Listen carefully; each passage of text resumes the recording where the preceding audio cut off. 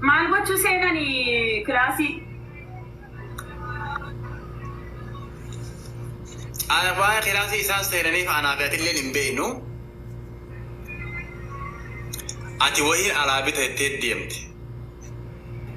Gizee dhufte jara lachuu reedii fi intala dhalaa takka kilaasitti itti dhufte ati. Akkuma hulaa bantee ol dhuftetti kilaasitti itti dhufte. Hagana deebitii fi jinnii miti ati chuma garate bakka maal goota? Jechuun kilaasii dhalaa ani hin beekne erga an deeme waan dhufte wayiiti. Yaa dhalaa wajji mana keessa dhiiftee miti. Ati bara reedii reefu mana dhiiftee gabbaate buna kanaa waa bitatte achuma nama agarte intala dhalaatii fi reedii manatti. Manallee dirree tanatti miti saalaan ta'a saalatti miti kilaasitti agarte maal goota? Kilaasitti yeroon argu fakkeenyaaf kilaasuma akkana ol seenaniin argamoo isaani achi garte bakka jarri waan isaan godhan isaaf ilmi rabbi beekaa ati achi garte maal goota? Nan gaafadhaan mitiyoontu saayibatee wayitii miti. Dhageeffadhu mitiyoontu saayibatee wayitii miti. Namaati beekuu miti. Noormaala sarpiraayisii haaraa wayiiti maal goota? Namicha kana ammareefu biraa gabbaate. Ammareefu biraa gabbaate laadha. Ansa nalaga deebiko. Laala hoodhoga la bakka kanatti wanni si barbaachisu ati gaafii akkasii si gaafachuuf reefuun tana waa bituu gabbaate. Haga kanatti isaa fideen si gaafii. Isaan gaafadha. Eessa siinii eenyu siiniin jedhanii waan jedhee gaafadhu qofa waliin beeku sa'aatii sanatti miirri namatti dhaga'amu hamaadha. Akkasitti arguu saala wanni ulfaatu dhagahuullee wayya beektaa dhagahuu haga ta'e wayii sobaa dhugaadhaa jettee if gaafattaa beektaa garuu arguun immoo baay'ee ulfaata sa'aatii sanatti fiilingii natti dhagahamu tilmaamuun natti ulfaata hin beekullee amma akka nuti haasofnu kana ta'uu dhiisuu danda'a ijaan arguun hin ulfaata waan ta'eef jechuudha garuu haguma danda'ameen siidina obsitashobaa jedhee kan of tasgabbeesseen jechuudha. Eenyu siiniin jedhaanii waan inni naan jedhe immoo nana mana. Okay, waan inni siin jee ni amanta. Nan gaafadhaa deebisaa inni naa kenne sa'aatii sanatti nan amana. Okay, sa'a sanii garuu fiiliingii sitti dhagamtu guddaadha. Akkiid sa'aatii sanatti yaani amma fakkeenyaaf yeroo ati gaaffii kana na gaafattu sanyii arragaa guyyaan ati jirtu arragaa guyyaan ati beellama seentee achiin dhabamte tokkollee inni jiraame sanyii hedduu si eegaa ture arra dhuftee kun Ameerikaa. Ayeeshee. Wanni ati gaafattee jechuudha afaaniin amma yeroo ati na gaafattu afaaniin yeroo waliin haasofnu qoosaa ta'uu danda'a beektaa qoosaas ta'uu danda'a osoma waan dhugaa ta'e.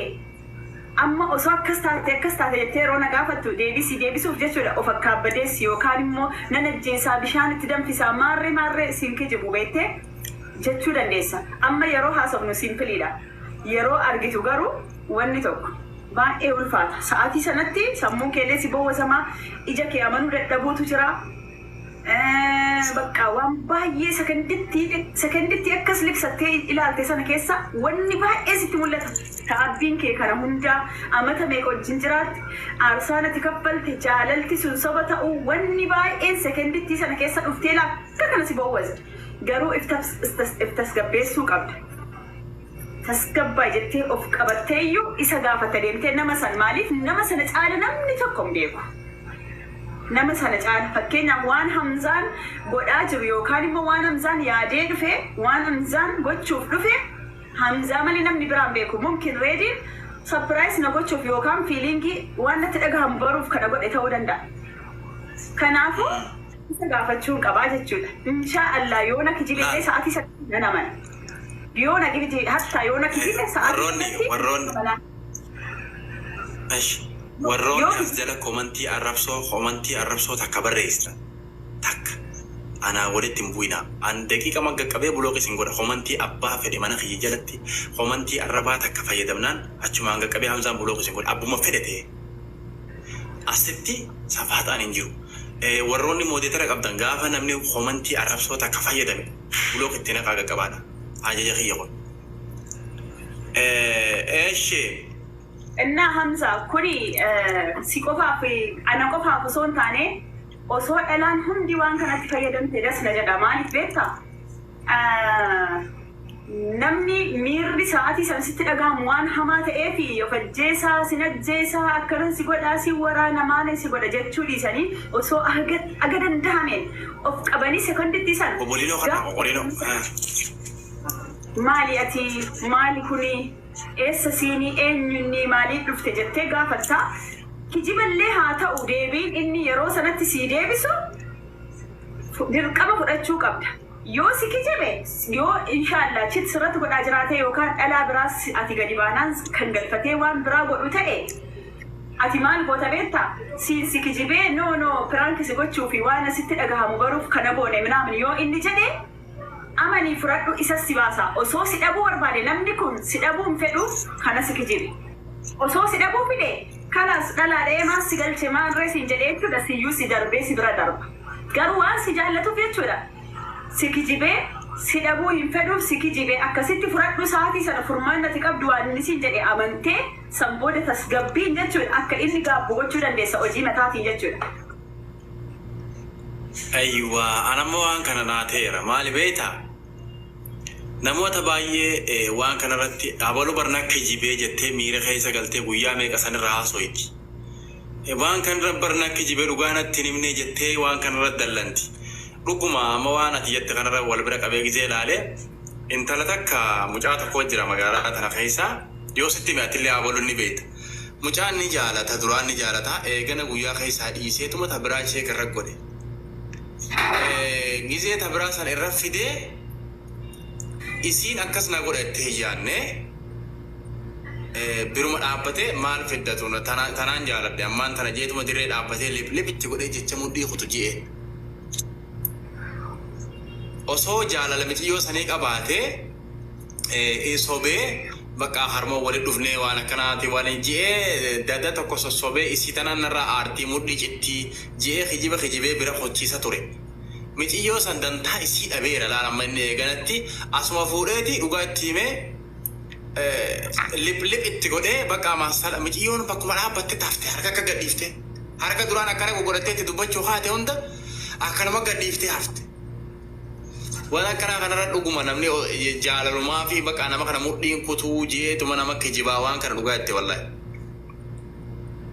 Wallahi amsa waan tokko siimu an akka siiduunaatti kanan hubadhu amma namni tokko fakkeenyaaf Hamza maaf kanatti balleessite jedhee jechuudha yoom fakkeenyaaf dhiisi Hamzaanii hiriyaadha reediin jaarsa kiyyaani reedii maaf waan akkasiinatti goote jedhee reedii gaafadhutti sa'aatii sana na aarsuu jibbaadhaaf yookaan na dhabuu jibbaadhaaf yookaan ana na qusatuuf jedhee akka an inaarreef yookaan akka isa dhiisneef akka badaatti san fudhanneef yoo na kijibni isaa sun na biratti miizana jaalalaarra kaa'ee laala waan ta'eef ergaa qaba ana biratti kijiba osuma ta'e kijiba ta'uusaa yoon boriftaan oolee bulee konan dhagaa akka kijiba ta'e wanni sun garuu sa'a sanatti kan na kijibee fi waan na dhabuun seenee fi jedhee kan amana bakka osoo maan na galchee maantu si galchee yoo naan jedhe maaliin godhaan dirqii waliin jiraata maal si galchee galchu maa na gaafattaaf yoo naan jedhe hin danda'u mirgan qabu namni kun dhiiraani mirga qabu. Kanaafuu na kijibuu jechuun anaaf taxanaqqaquudha. Anaaf waan akka ani isa jalaan aarreef kijiba dhugaa fakkeessee na sossobate akkattaman akkasitti fudhadha.